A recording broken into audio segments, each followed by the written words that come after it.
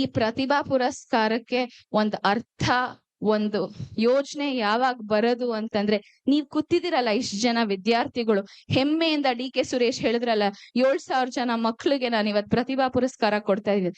ನಿಮ್ಮಲ್ಲೊಬ್ರು ಆ ಚೇರ್ ಅಲ್ಲಿ ಕುತ್ಕೊಂಡು ಗೆಸ್ಟ್ ಆಗಿ ಬಂದು ನಿಮಗ್ ಮೋಟಿವೇಟ್ ಮಾಡ್ತಿರಲ್ಲ, ಅವತ್ತು ಈ ಪ್ರತಿಭಾ ಪುರಸ್ಕಾರಕ್ಕೆ ಒಂದು ಹೆಮ್ಮೆ, ಒಂದು ಯೋಗ್ಯತೆ, ಒಂದು ಗೌರವ ಅಂತ ಹೇಳ್ತಾ, ನೀವು ಆ ಯೋಚನೆ ಮಾಡ್ಬೇಕು. ಸಿಕ್ಕಿರೋ ಅವಕಾಶನ ತಗೊಂಡು ಉಪಯೋಗಿಸ್ಕೋಬೇಕು. ಇವತ್ತು ಡಿ.ಕೆ. ಶಿವಕುಮಾರ್, ಡಿ.ಕೆ. ಸುರೇಶ್ ಒಂದ್ ಬ್ರ್ಯಾಂಡ್ ಆಗಿ ಕನಕ್ಪುರಕ್ ನಿಂತಿದ್ದಾರೆ. ಆ ಬ್ರ್ಯಾಂಡ್ ನ ನೀವ್ ಹೆಂಗ್ ಹೆಚ್ಚಾಗಿ ಯೋಚನೆ ಮಾಡ್ತೀರಾ, ನೀವು ಹೆಂಗ್ ಒಂದ್ ಬ್ರ್ಯಾಂಡ್ ಹಾಕ್ತೀರಾ. ಇವತ್ತು ಒಬ್ರು ಹೋಗ್ತಾ ಇದಾರೆ ಅಂದ್ರೆ ಡಿ.ಕೆ. ಶಿವಕುಮಾರ್ ಅಂದ್ರೆ ಕನಕ್ಪುರ ಅಂತ ಯೋಚನೆ ಮಾಡ್ತಾರೆ. ಹಂಗೆ ನಿಮ್ಮ ಹೆಸರಲ್ಲೂ ಆ ಬ್ರ್ಯಾಂಡ್ ಇದೆ. ನೀವು ಆ ಊರ್ನವ್ರು, ಈ ಊರಿಗೆ, ಈ ದೇಶಕ್ಕೆ ಹೆಮ್ಮೆ ಹೆಂಗ್ ತರ್ತೀರಾ, ಚೀಫ್ ಗೆಸ್ಟ್ ಆಗಿ ಹೆಂಗ್ ಬರ್ತೀರಾ ಅನ್ನೋದು ನಿಮ್ ಗುರಿ ಆಗಿರ್ಲಿ. ಇವತ್ತು ಬರೀ ಮಾರ್ಕ್ಸ್ ಡಿಗ್ರಿ ಅಲ್ಲ ಅಂತ ಹೇಳ್ತಾ, ನಿಮ್ಮೆಲ್ಲರಿಗೂ all the best, wishing you good luck and thank you so much.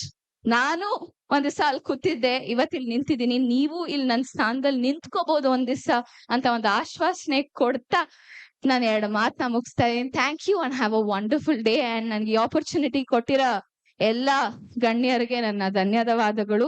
ನಿಮ್ಮ ಆಶೀರ್ವಾದ ನಮ್ ಕನಕ್ಪುರ್ ಮೇಲೂ ಇರ್ಲಿ, ನಮ್ಮ ಮಕ್ಳ ಮೇಲೂ ಇರ್ಲಿ, ನನ್ ಮೇಲೂ ಇರ್ಲಿ. Thank you.